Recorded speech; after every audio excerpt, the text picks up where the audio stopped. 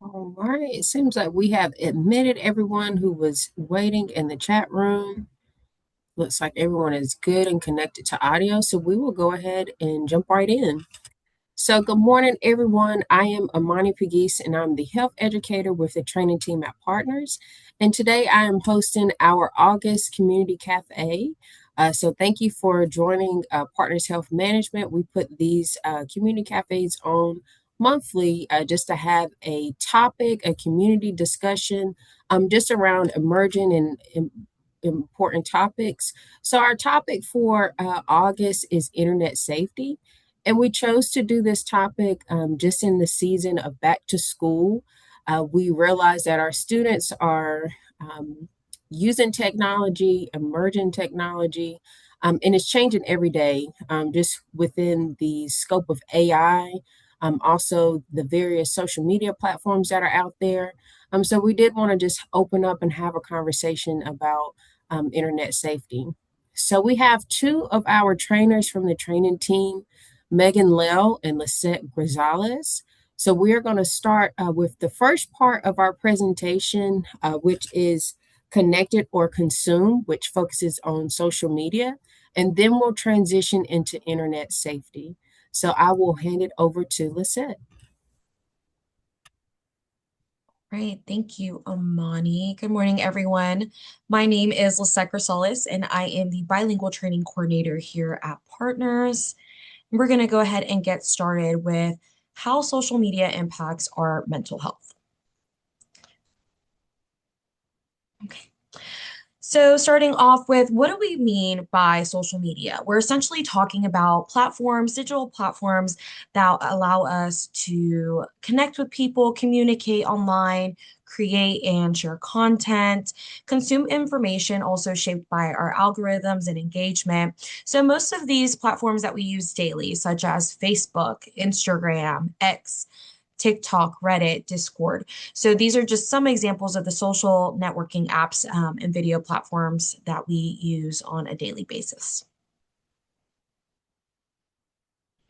Okay, so before we actually get into the research or the brain science behind how social media impacts our mental health, we want to talk about why this matters now, why this topic matters now. So, for most people, social media is a part of our daily lives. It's how we stay connected, informed, maybe how we do our jobs. It also keeps us entertained and connected. And at the same time, social media essentially shapes how we consume or how we compare ourselves to others, how we measure our success, and also how we process our emotions. So, what makes this tricky is that its influence on mental health, it's often subtle, but it doesn't always feel harmful in obvious ways. But over time, it can quietly affect our mood, our attention, our presence, our self-esteem, and essentially our emotional well-being. So today's training is essentially talking about how social media impacts us, not necessarily that we should stop using it or kind of de-influencing us from using social media, but understanding its impact so that we can be more intentional on how we use it, how we can be more informed and also compassionate when we talk about communications, whether it's in person or online, towards ourselves and towards others as well. This conversation, it applies to all of us, regardless of our age, profession, how much time we spend online. So as we go through this training, I ask you guys to kind of notice what resonates with you, whether it's the impacts, whether it's noticing, creating when you create awareness towards these topics, you kind of give yourself a choice whether it resonates with you to take in. I'm going to try a healthier habit this month with my social media and the time that I spend online. So, this is the reason why we're going to talk about this today. So, for the individual experience, again, so after looking how when we talk about social media and how it affects society as a whole, it's also important to kind of talk about how it affects us individually. So for many people, social media, it can influence our mood and our emotional regulation. Um, a quick scroll through our social media platforms, it can affect our moods. It can leave our moods better or it can even leave our moods worse. So self-esteem and self-worth are impacted in that moment. When we are repeatedly exposed to those curated images, success stories, like our algorithms, right? Our highlight reels, it can quietly shape how we see ourselves, even if we logically know that we're not seeing the full picture of what we see online. So again, and also our attention and concentration are in other areas as well. So many people notice it's harder to focus, sit in boredom, and essentially stay present in the moment, especially when we're used to that constant stimulation that social media gives us. So social media, it can also become a coping tool. Sometimes it can be helpful. It can be a distraction, create connection or support for us. But other times it can also turn into some type of avoidance or escape when our emotions feel overwhelming. So essentially, these are all responses that we as humans have, but they make sense in a digital world that is designed to keep our attention.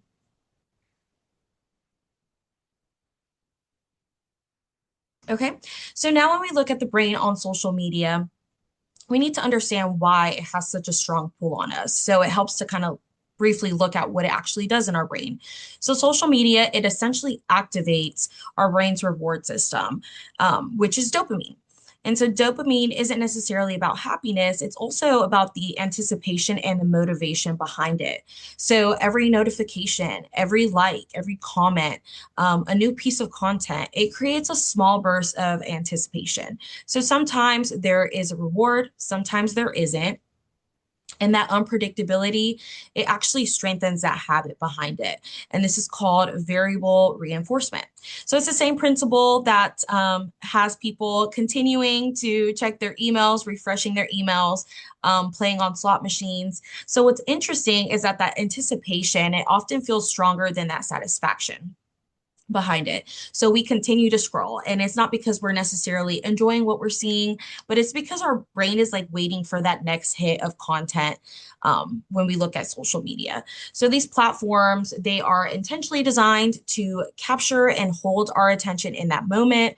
So understanding that kind of like helps us move away from the self-blame and more towards that awareness that I was telling you about. When we become aware of our intentions with social media, we're able to make a choice. We're able to make healthier habits. So when that attention and emotion is being influenced in that fashion, there's certain times in our lives that can make us more vulnerable as well.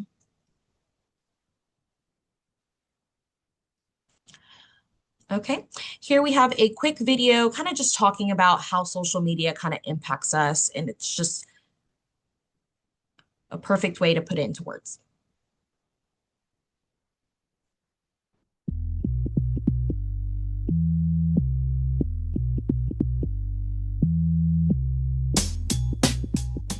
Social media is a fascinating new human phenomenon, and when we look at it deeply from a brain point of view, when we start with the foundation that the brain is actually the social organ of the body, we can understand why social media and brain functions would go hand in hand. That is, the reason social media took off in this last 10 years is because the brain is social and people really want to connect with each other. And then, once social media was designed and keeps on creating itself, then the social media, in fact, is going to be shaping the brain so that the brain is responsive to culture. And in one of our research centers at UCLA, what we're able to show is that cultural experiences, that is, messages sent out in society that are mediated through communication, either one-on-one or mass media communication, actually shape the actual structure of the brain. And so it's a two-way street. The brain created social media, and social media shapes the brain.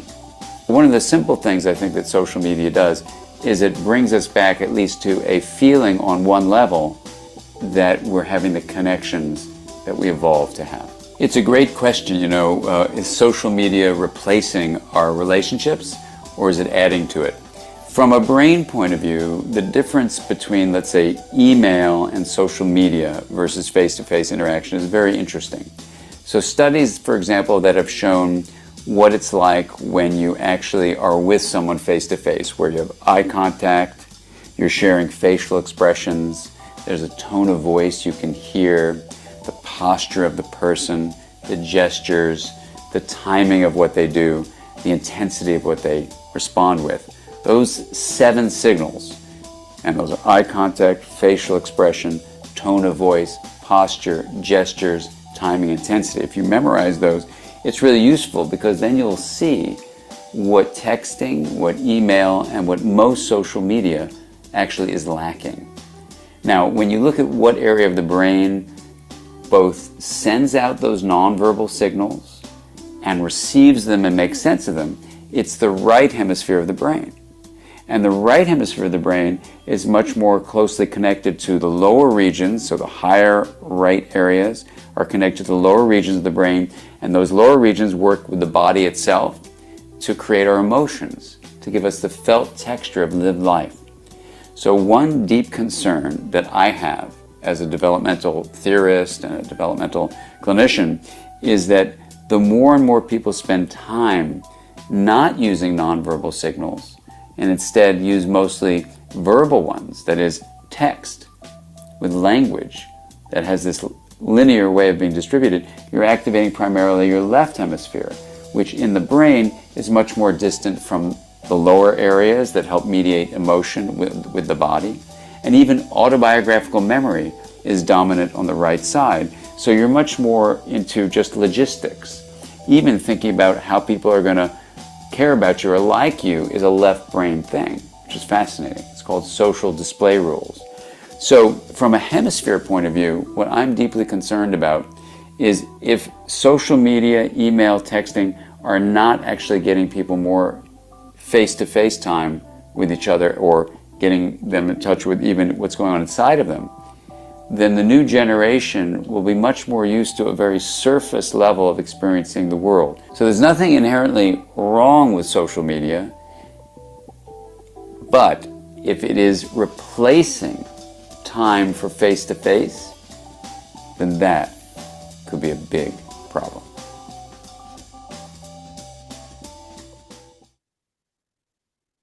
All right, so that kind of just reinforces everything that we will be talking about when we talk about social media impacts. All right, so now we're going to look at the ripple effects beyond the screen. So we talk about addiction-like patterns, right? These social media platforms are designed to encourage that repeated use. Again, we talk about social media, it activates that same learning and reward systems in our brain as do gambling or gaming. So that key factor is that unpredictability. And sometimes there's a reward, sometimes there isn't. And that's why that brain keeps checking. We also, talk about our attention when it's pulled away from our in-person connections. So instead of participating in a conversation, someone may be checking notifications or scrolling. And so over time, this can make our face-to-face interactions feel less meaningful. When we talk about reduced emotional presence or responsiveness, so being constantly online doesn't always mean that we're emotionally present in that moment. Social media can take our attention away from noticing how someone genuinely feels. Increase misunderstandings or miscues. So online communication, it does remove many of those cues that we normally rely on, such as our facial expressions, our tone of voice, body language. So a text or a comment, it can be interpreted differently than what the person intended, and also that tension around boundaries and availabilities. Social media, it essentially it makes people feel like they are expected to be reachable at all times. And so people may get upset when someone doesn't respond quickly or leaves them on red. And this can create stress and conflict with our friends, with our family, because everyone has different expectations about when and how often they should be available online. So most of these effects, they happen gradually and unintentionally, but when our attention is repeatedly pulled elsewhere, people can feel less seen, even though there's no harm that's meant.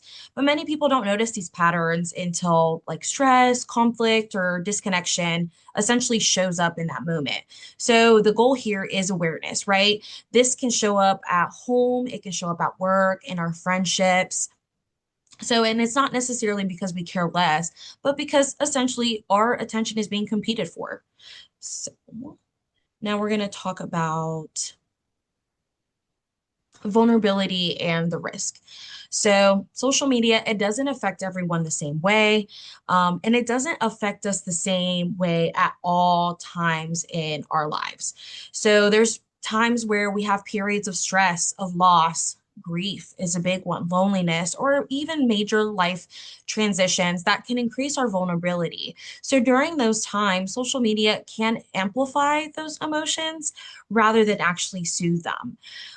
When we talk about comparisons, those also tend to hit harder when people are already struggling.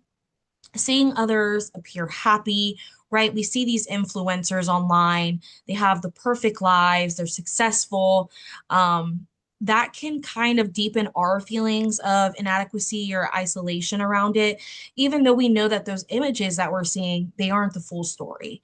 Another factor is exposure.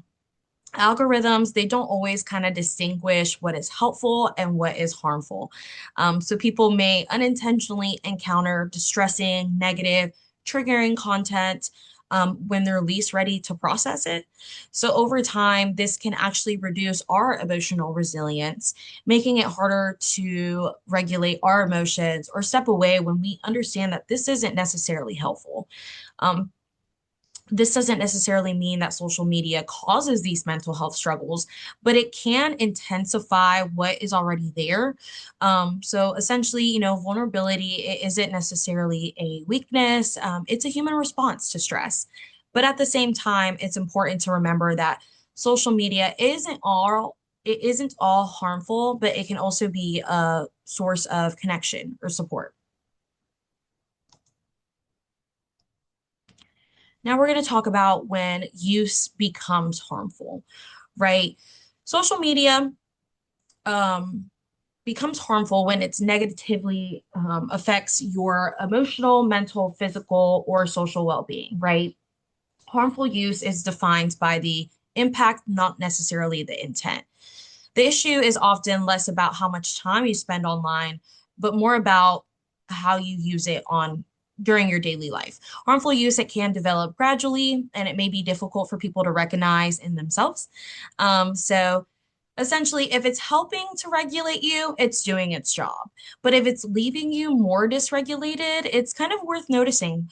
Harmful use, it often sneaks up on us quietly. People don't necessarily realize until we are already exhausted. So if it costs more than it gives, it deserves that notice. When we talk about harmful use, we're talking about it's interfering with your sleep or your focus, right? You're in a work meeting, you're on your phone scrolling. It increases that anxiety or that irritability. It fuels that comparison that we also talk about, or that emotional dysregulation. It replaces those real world connections rather than supplementing it. And so that's something worth noticing as well. And it also feels compulsive rather than intentional.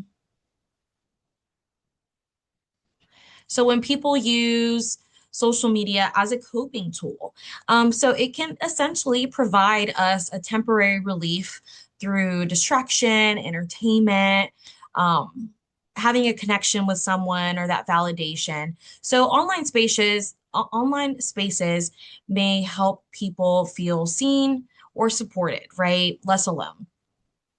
Essentially scrolling, posting, gaming, watching content, it can become a way to avoid those uncomfortable feelings. Social media coping, it's not always healthy. And that's where the concern is when it becomes the primary coping strategy. Over time, people may rely on social media instead of addressing their emotions directly or using those offline supports that we should know about. And this is where we kind of bring in the double-edged sword. So up to this point, we've talked about the challenges and the risks behind social media, and that's important, but it's equally important to acknowledge that social media can genuinely be helpful as well. So for many people, social media, it provides that connection, right? When we just talked about social media using it as a coping tool, the problem is we don't want it to be our primary coping tool. But social media can bring us to have a connection and a community, especially for those who feel isolated due to their location, due to illness, caregiving, disability, or those essentially those life transitions that we have. So it can also offer us access to information, education, and resources that people might not have otherwise. When we look at support groups, right, we can share, we could talk about shared experiences, mental health awareness campaigns, can reduce stigma and increase understanding. So for some, social media is essentially where they find their validation, their advocacy, and a sense of belonging in that community. So this is why the conversation today, it isn't necessarily about whether social media is good or bad. Social media is a tool. And like any tool, it also, its impact depends on how, when, and why it's used. The same platform that connects some of us can also overwhelm us. So sometimes at the same time. So if social media can both be helpful and harmful, the next question becomes like, how do we tell the difference? So when we look at the difference between healthy use versus harmful use, when people talk about social media or mental health, the focus is essentially on how much time do you spend on social media, but that time alone doesn't tell the full story. The same two people can spend the same amount of time on social media, but have different experiences. Um, a more helpful question is like, how does it make you feel after you use social media? Do you feel energized? Do you feel connected? Or do you essentially feel drained and anxious after scrolling? Another thing to notice is whether social media is, supporting those real connections or is it quietly replacing them? So it's helpful to ask whether social media is helping regulate my emotions or is it essentially intensifying them? So during those stressful moments, the difference greatly matters.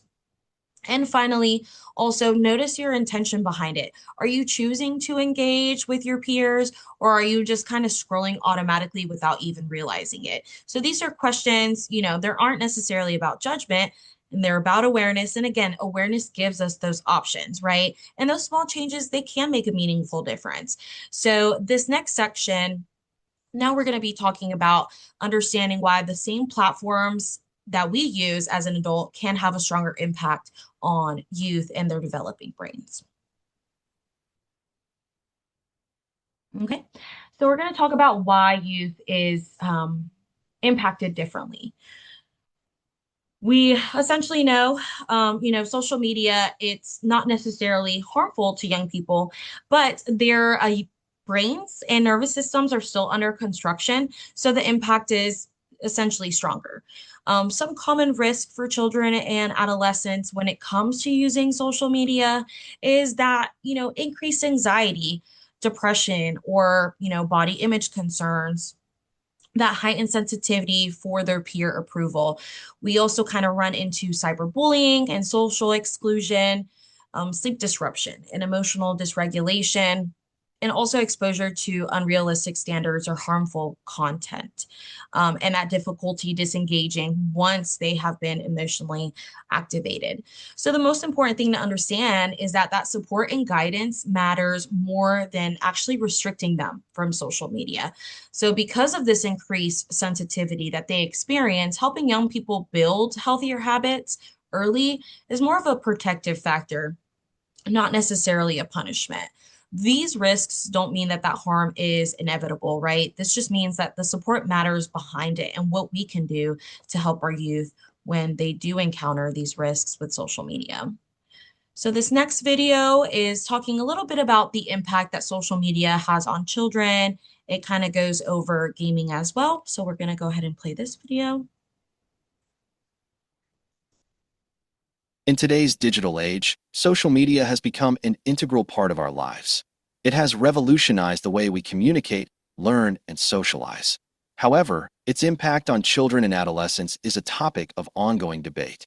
On one hand, social media offers numerous opportunities for children to connect, learn, and express themselves. On the other hand, there are significant risks to consider, such as mental health issues, exposure to inappropriate content, and behavioral problems. So what exactly is the impact of social media on children? Let's explore both the positive and negative effects. First, let's discuss the positive effects of social media on children. 1. Connection and socialization. Social media enables children and adolescents to maintain relationships with friends and family, especially those who live far away. It also provides opportunities to build new friendships and connect with like-minded individuals. Through various platforms, kids can stay in touch, share experiences, and seek support, fostering a sense of community. 2. Learning and access to information. These platforms can serve as powerful educational tools. Children can access a wealth of knowledge, diverse perspectives, and academic resources. Whether it's educational channels, interactive quizzes, or informative articles, social media offers endless opportunities for learning and expanding one's understanding of the world. 3. Creativity and self-expression. Social media encourages creative expression. Children can write stories, take photos, create videos, or engage in other forms of digital content creation. This can help them build confidence, develop a sense of individuality, and explore their interests. Now let's explore the negative effects of social media on children. 1. Mental health risks. Cyberbullying. Social media can unfortunately be a breeding ground for cyberbullying, which can have devastating effects on a child's mental health. Body image issues. The constant exposure to unrealistic beauty standards and the pressure to portray a perfect image can harm a child's self-esteem and body image. Anxiety and depression. Excessive use of social media is often linked to increased levels of anxiety, depression, and other forms of emotional distress. Sleep disruption. The blue light emitted from screens and the constant stimulation can interfere with a child's sleep patterns, leading to sleep deprivation and related health issues. 2. Behavioral and developmental concerns. Addiction. Many social media platforms are designed to be habit-forming. Children can easily become addicted, neglecting physical activity, schoolwork, and real-world interactions. Aggression and violence. Exposure to violent or aggressive content on social media may desensitize children and potentially influence their behavior in negative ways. Privacy risks. Children may not fully understand the implications of sharing personal information online, putting them at risk of privacy breaches and exploitation. 3. Cognitive and social development. Impact on brain development. Some studies suggest that prolonged social media use can affect areas of the developing brain responsible for impulse control, emotional regulation, and decision-making. Hindered social skills. Spending an excessive amount of time online may interfere with the development of essential real-life communication skills and emotional intelligence. It is important to note that not all children are equally vulnerable to the negative impacts of social media.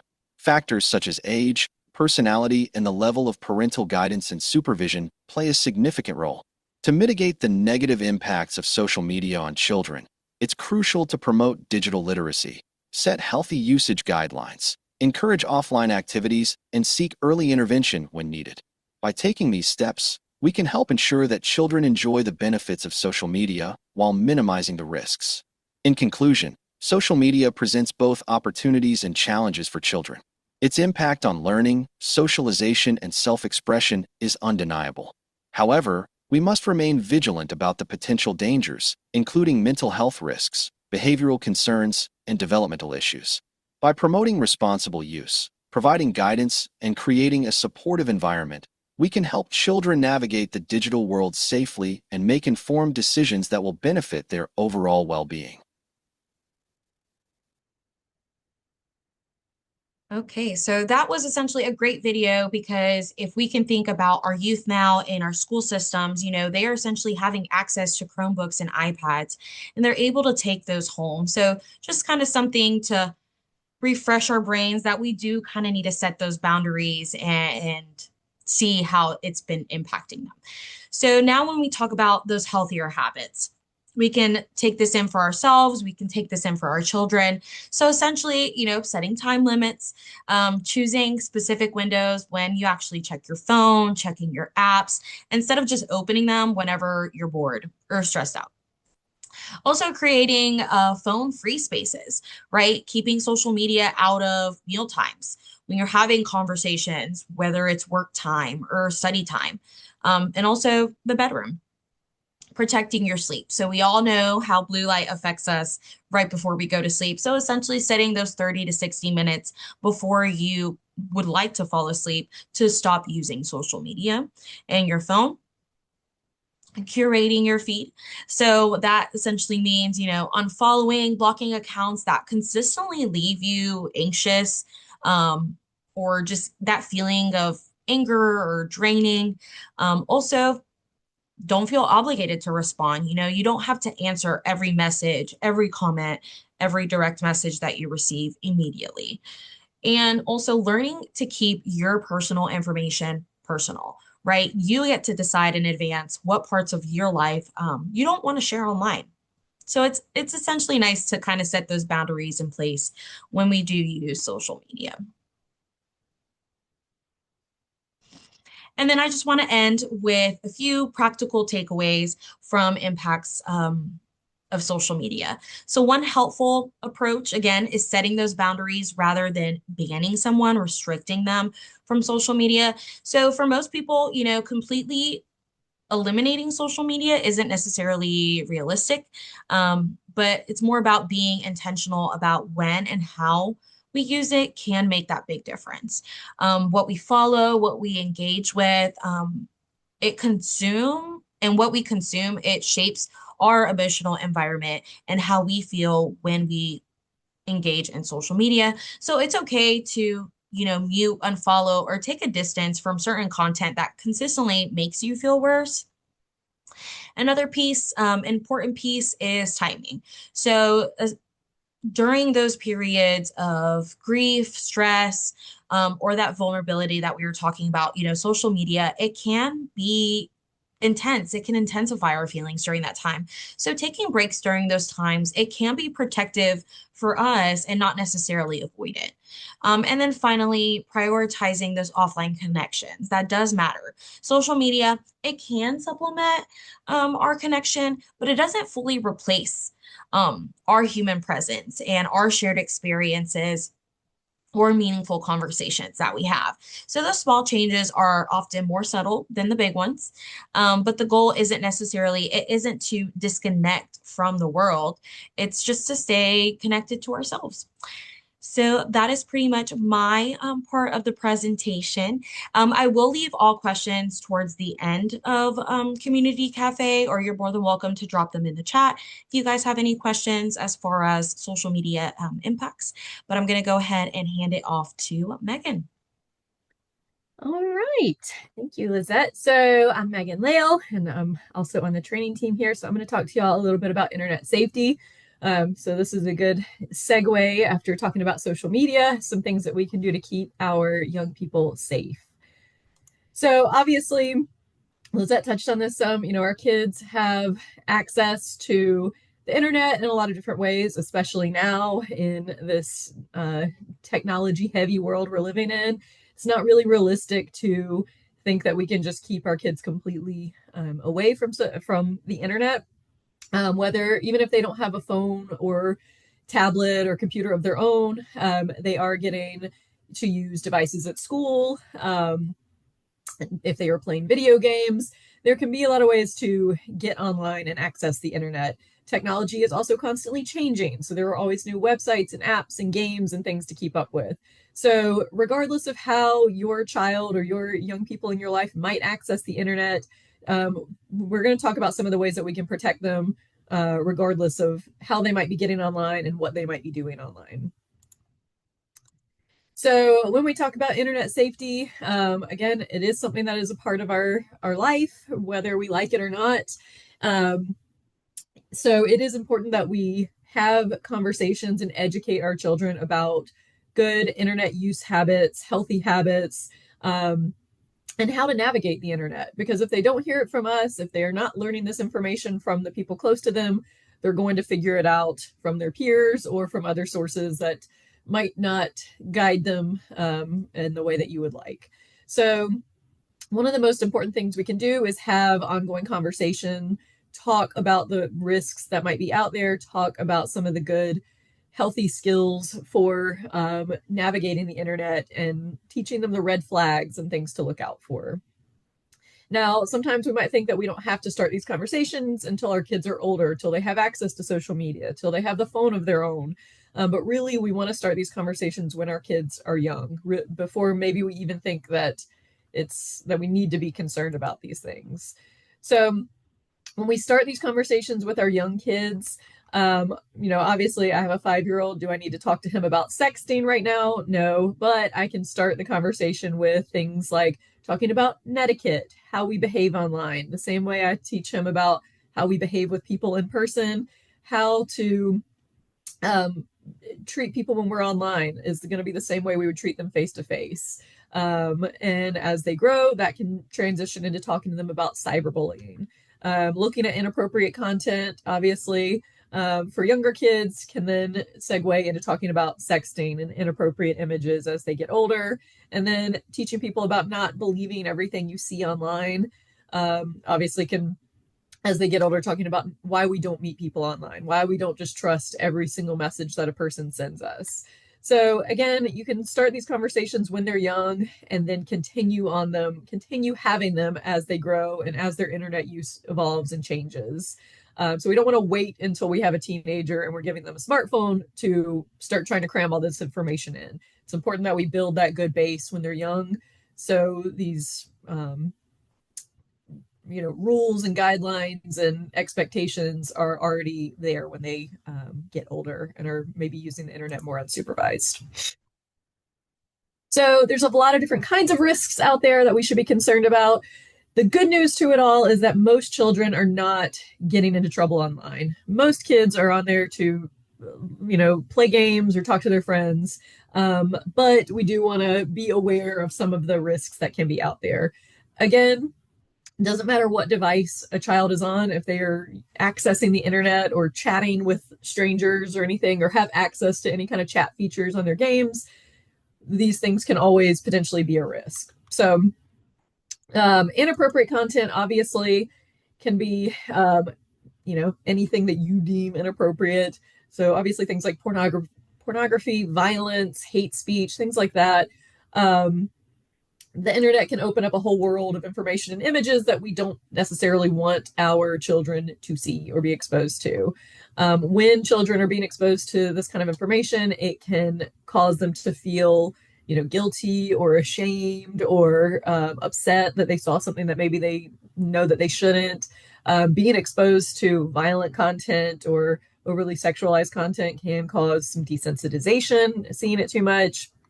So one thing that we can do if or when our child gets exposed to anything inappropriate on the internet, one way that we can help is by being a trusted adult.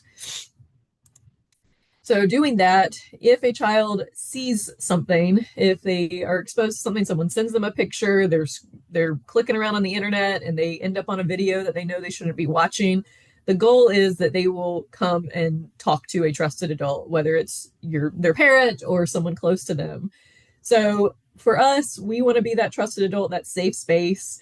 So if a child comes to you to open up about something that they saw, push down that initial urge to freak out, stay calm, listen, answer questions they may have, help them identify what that image or what they saw might be making them feel. And then you can talk about next steps. What are you going to do if something like this happens again? Are there other people that you can come seek out if I'm not available? You can help them report it if it's something that needs to be reported. If it had some kind of, illegal content, or it might be going to talk to someone at the school or talking to another parent. The goal is when we have these conversations, when a kid comes to us and shares, I saw this, and we don't have that big overreaction, that is going to help keep us in that place of being that trusted adult and a safe space for them to come and share and have conversations. So having those regular conversations is going to help us be proactive instead of having to be, reactive down the road. Online privacy, obviously, we know we want to educate our kids about not sharing personal information, any of it, our home address, any identifying information, ways to get in contact, all of it. Oftentimes when if predators might be trying to get children's personal information, because if they steal their details and open credit in their name, oftentimes that won't get found out until a child is older and they are trying to do something that involves credit. And then they may find out that things have happened behind the scenes that they didn't know about if there's identity theft involved. But there also can be risks of the more personal information a person is putting out there, the easier it can be for a predator to engage in things like online enticement or grooming kind of behaviors, as we'll look at here in a minute. So again, establishing some rules around what we're allowed to do. If your kid is buying something online or they have permission to make a purchase, clearing that first. Like, yes, you can enter your information in Amazon when you're buying something. You cannot enter your information into a chat when you're playing a game online. So talking about the expectations there, looking at the privacy settings on your devices, setting things up so it's not automatically sharing their location and things like that. Talking to them about creating strong passwords, not making something super easy to guess, and creating a safety plan. What happens if you click on a link that turns out to be something sketchy? What happens if you give someone some information that you shouldn't? So again, that might look like identifying trusted adults, talking through the steps of what to do if or when you find yourself in this situation. So next is sexting. Obviously, that is a big concern with internet use, and especially with maybe we're more concerned about that with teenagers. But sexting is any kind of sending nude, partially nude sexual images to other people. So we want to educate our kids about the whys. It's not just as simple as saying, no, just don't do this. We need to help them understand the why and the consequences, because that frontal lobe is not fully developed yet. They might not be thinking down the road of what this image could potentially do in the future to my life. So it is somewhat common. Again, 19% of teens said they have sexted. Almost 35% said that they have received a sext from another person. And research has found that teens who engage in sexting may be more likely to be engaged in other risky sexual behaviors, like having unprotected sex. So there can be, it's normal for kids and experimenting relationships to be pushing some boundaries and things like that. But we want to make sure that they don't find themselves in a situation where they're sharing images that might be getting disseminated to other people. So some ways we can address it, obviously, having these conversations, it's awkward, it's uncomfortable having to talk to your kids about these things, but we need to help them understand what can happen, consequences that can happen. What if this image gets shared? What if someone else sees it? So asking these questions and talking through it. And again, this isn't a one-time, I talked to my kid about sexting, check that box, I'm good. This is something that we want to do regular check-ins on. So talk about real life examples. What would happen if you did send this nude picture to your boyfriend and then all the rest of the teammates on the soccer team saw it as well? How would you feel if that were to happen? How would you feel if the whole school saw this image? So helping them think about the broader consequences that could come from that. Talking about what healthy sexual relationships look like. No one should be pressuring you to send an image. If you say, no, I'm not comfortable doing that, and someone is continuing to push you, that is not a healthy relationship. You can say no, and if they are continuing to pressure you, then come and talk to me, come and talk to somebody else. Again, talking about the ways images can spread online. What if your phone is stolen or hacked? And then talk about the consequences of resharing. Even if they are not personally engaged in sexting, if an image gets sent to them and they are continuing to share it around, with their friends or sending it to other people, reminding them that this can lead to trouble in school. This can lead to trouble with law enforcement, because especially if the person you're sending images of is a minor. So again, their little brains might not be thinking about all of the bigger things that can happen. So talking to them about this and what can come of these things. So even if they are not personally doing it, they can still find themselves mixed up in something they don't want to be in if they are sharing images. Online enticement is, again, anytime someone is communicating with a child with the intent to commit a sexual offense, abduction, sextortion, any of these things.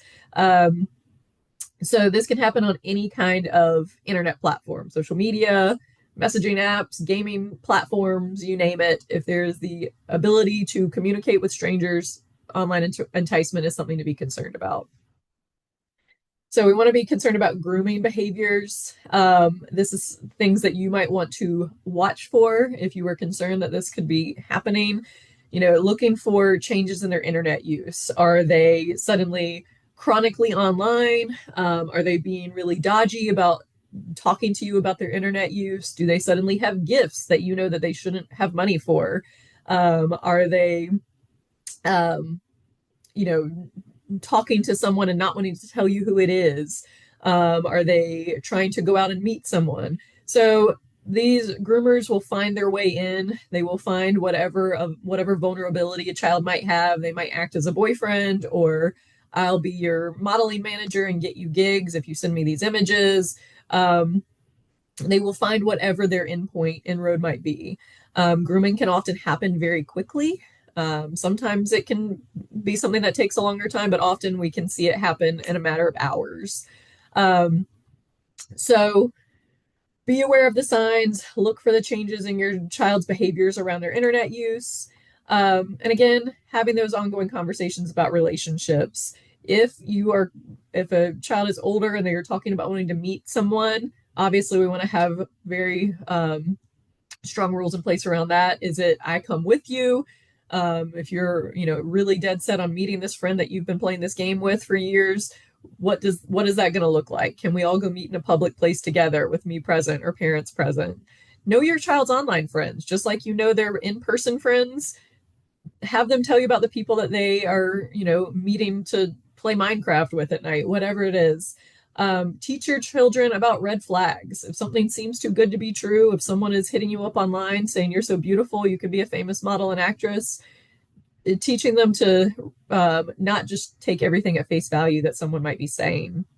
And then if this is happening, if you find out that your child is being groomed, or if someone is trying to entice them online, making reports to the website, to the app where it happened, making a report to the police, and notifying people that this has been going on. Save the conversations, take screenshots, document, keep all of that, because that can help track these people down. Then sextortion, again, online enticement can lead into sextortion. This is that form of blackmail that happens when people may be trying to get, often happens with nude or sexual images of a child. And then once a predator has those images, they start making demands for money, for more images, whatever it might look like. So this is something that we have seen happen more and more and more recently, especially with our young adolescent boys and teen boys. Just a few of the numbers so you can see how statistically what this looks like. So 1 in 5 teens reported experiencing it. 1 in 6 were younger than 12 when this happened. So again, this is why we don't want to just assume that we only have to worry about this with our older teenagers. This can happen to our younger adolescents as well. 16% never told anybody about this. And then since 2021, sextortion has been connected to at least 30 deaths of teen boys by suicide. So it is something that is very impactful and can be very scary and overwhelming for our teenagers, for our young people. So again, as with all of this, be an active participant in your child's life. Continue to do those check-ins. Talk about those healthy relationships, what's okay, what's not okay.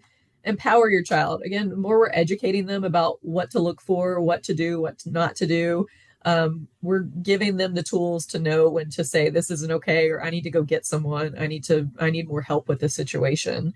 And most importantly, if your child finds himself in this situation, remind them that they are a victim of a crime.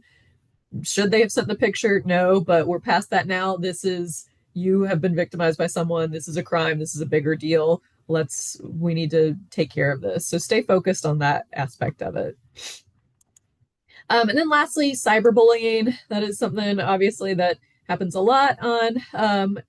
It can happen in schools and transition into the internet. It can happen on any kind of apps, online forums, anything like that. People suddenly get real big, brave, and bold behind that keyboard. So it is pretty common. But what we want to teach our kids is We want to educate our kids about being upstanders when bullying is happening, whether it's in person or online. Um, a lot of times our kids are falling into the category of bystanders where they just, I'm out of it. I'm not involved. I don't want to be involved. Um, so we want to teach our kids to be upstanders in those situations. It isn't always coming in and saying, putting my foot down and standing up to the bullies. Sometimes being an upstander can be being a supportive friend to someone that's being bullied, helping somebody to report it, helping someone find a trusted adult to talk to, not forwarding mean or inappropriate content to other people. So that's the goal, is teaching our children to act like an upstander. And even if it's not happening to you, helping your friends who might be experiencing this. And then lastly, just thinking about technology options. Do some research on your devices that your kids are using. Look into options for monitoring software, which is great. The technology options to keep your kids safe are amazing, but we don't want to just say, I put this software on my kids' devices, I'm good. Use those options in addition to talking about it, having conversations, having those regular check-ins. Because again, the more we can prepare them, the more we can equip them with the tools, the safer their online use is going to be.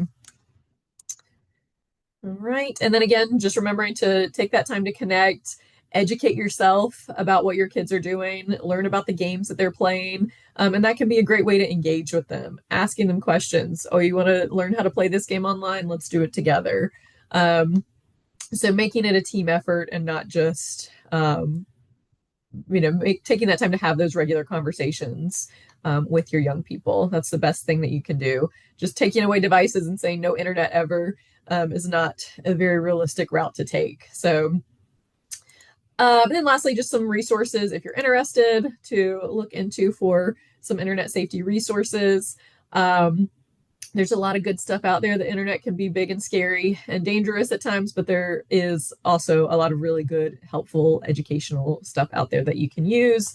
If your child's images have ever been shared online, if a minor child's images have been shared, there is a site called Take It Down where you can go and report it, and they will help get that image scrubbed from the internet. So there are some good things out there to help keep our young people safe.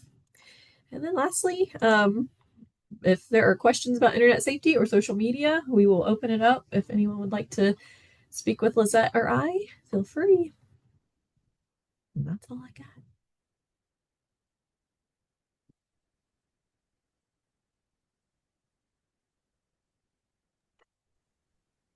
So in the chat, we had wonderful presentation, great presentation. So just wanted to highlight those kudos. And we are getting close to time here. So I did want to just mention that both Megan and Lisette's contact information is in the chat. So if you would like to further the discussion and just ask questions about maybe resources, please feel free to reach out to them. Both of these trainings that you saw today, connected or consumed in internet safety, are offered monthly through our training catalog. So if you feel like this training would be useful for your team or an organization that you know of in the community, please feel free to reach out to us and we can set something up. And lastly, I did want to just mention next month, our community cafe. The topic will be around peer support. We have titled it Shared Strength, the Power of Peers in Recovery. So please join us. That will be September 23rd. And we hope to see you then. Thank you all for joining us this morning. Have a great day. Thank you.